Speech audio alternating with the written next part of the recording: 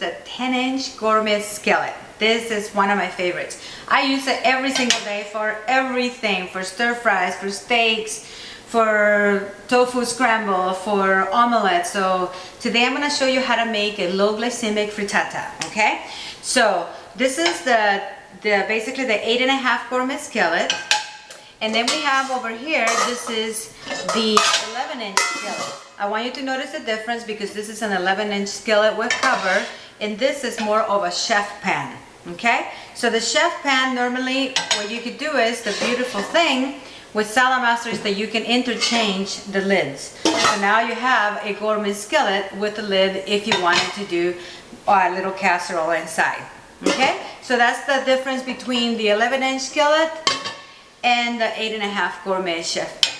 So what we're going to do now with this is we're going to bring it to the bottom of the Saladmaster machine, because we're going to chop up some vegetables. Okay, so what we have here to make it low glycemic and easy to eat. So what we're gonna do is we're gonna chop them up. So we're gonna start with the onions. We can use number 4 cone. And what you want to do is like cut it in half and then put it through the side. So we're gonna cut really nice slices. It goes just like that. So make sure to use it all. Don't leave any onions in the fridge because then it'll absorb any of the smells and any stuff that it's in the fridge. So you want to make sure that you use it right away. Next thing that we're going to do is at the bottom, next we're going to add with the number 2 cone. So this was the number 4 cone for slices. Each of the cone has a number on the bottom. Okay, so now we're going to use the number 2 cone. So notice how the number 2 cone has like little ridges on both sides, and it also says SH, which is shredded on the end, also says number 2 in there. So now what you want to do is you want to take the zucchini, and it's great like for hash brown style. So instead of using potatoes with the frittata, we're going to use zucchini. I call them zucchini because it does keep you skinny. Not very much sugar in these. Okay, so if you want to add a little bit more, and in fact the other thing about the number 2 cone that I like is that if you wanted to do like bigger ringlets, then you can just take the guide off of here and then take the zucchini and then just put it in a concave area, and then you get like bigger strands.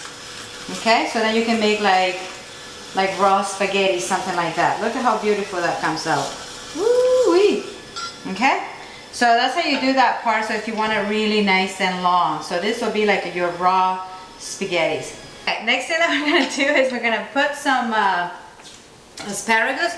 For asparagus you don't need to cut them in the machine, so we just cut about 2 inches off of the bottom, otherwise it'll be like too chewy. And then we can chop these up really small. And I have some basil here that we're going to use in a second. So if you want to do julienne style, just place them in an angle, and you can actually go really thin and then leave the little tips for last. Okay, put them in there. See, I like to build it up first before I put it on the top of the stove to cook. And the last thing that I'm going to do is I'm going to add some really thinly sliced tomatoes. Okay, so if you want to do a little smaller, then take a few slices. You gotta make little cubes, so that way it releases more moisture. So tomatoes are really high in lycopene, so they'll be really good for the heart. So eat as many tomatoes as you can every day. So also antioxidants, and also they're very alkaline. Tomatoes are actually a fruit, not a vegetable. Okay, so put that in there, and then lastly we're gonna get some of the basil at the bottom, so we're gonna get a lot of flavor. So basil is one of those other herbs that are antibacterial, antiviral, antifungal, and they are also very delicious, and I love the smell. So we're gonna move this out of the way, bring the gourmet skillet here, add a little bit of sea salt, turn it to medium, wait till it's a little bit warm in there, wait till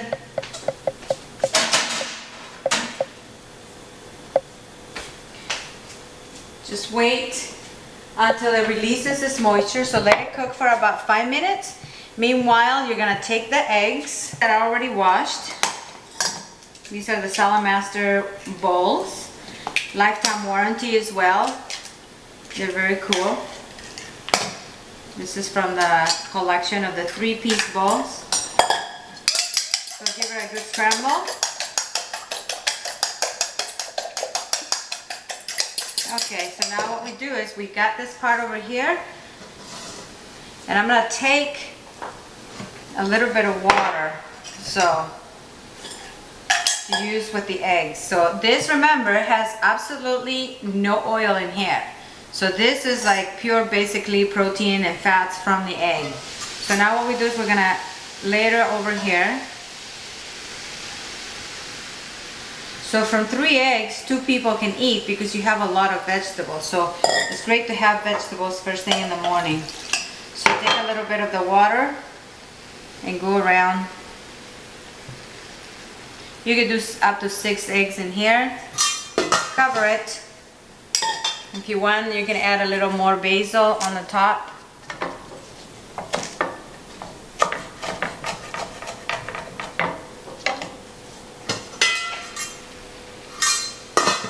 Cover it, and we're ready to go. So what we're going to do is we're going to leave it at medium. When the vapor valve clicks steady, which you will hear like that, or when it's hot to the touch, you're going to turn it down to low and leave it for about 10 minutes, and then I'm going to show you how to plate it in a few seconds. So 10 minutes after it's done, then what you want to do is just put the handle on just by putting your hand over here on the top. If you want to use the other one, the helper hand, you can put it in there as well. So let's check it out. Ooh, look at that. That looks amazing. So just take it off the edge like so. So this is like an omelette for 2 type of style, but this is more like a tortilla española. Oh, there you go, and voila. Oh, and look at this, so amazingly and clean.